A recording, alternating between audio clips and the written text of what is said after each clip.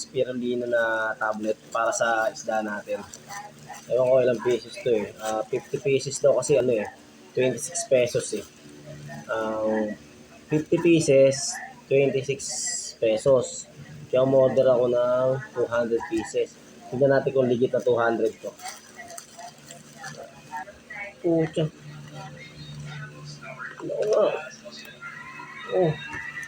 5 spirulina tablet na dito nakalagay. Yung nakaraan sa nakalagay eh.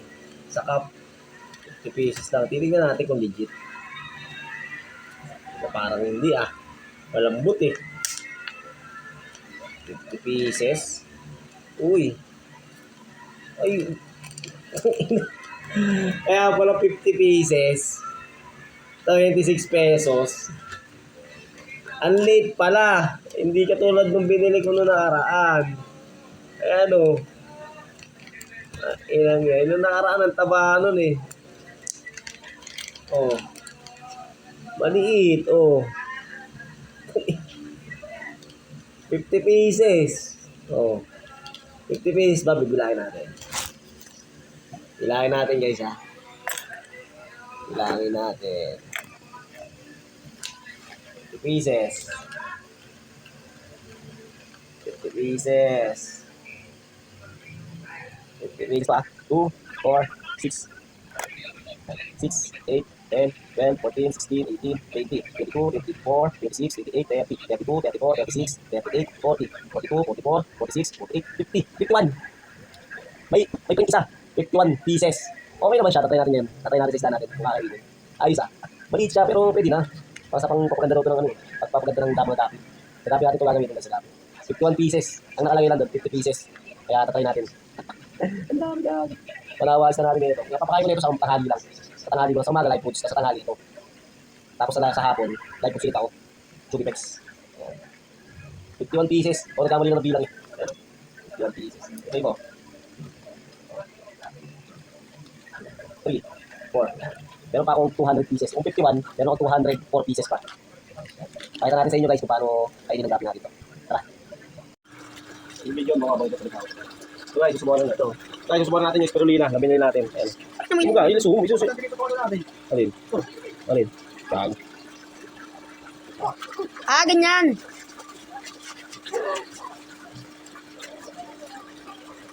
So ngayon. Kakain na. Kakain mo talaga yun. Ibig diba? Oo.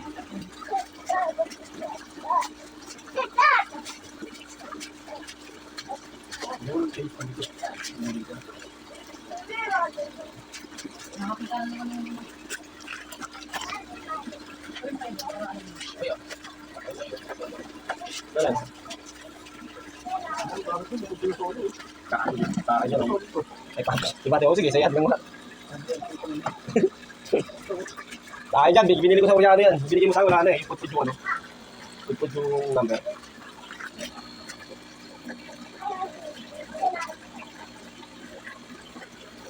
Put yung balagbag. Hindi, ibig ko naman.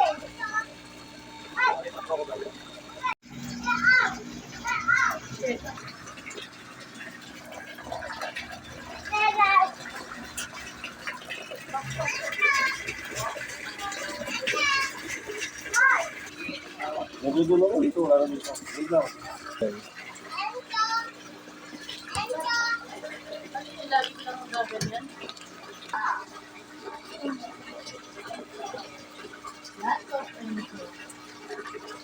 Bulagbog mo yun.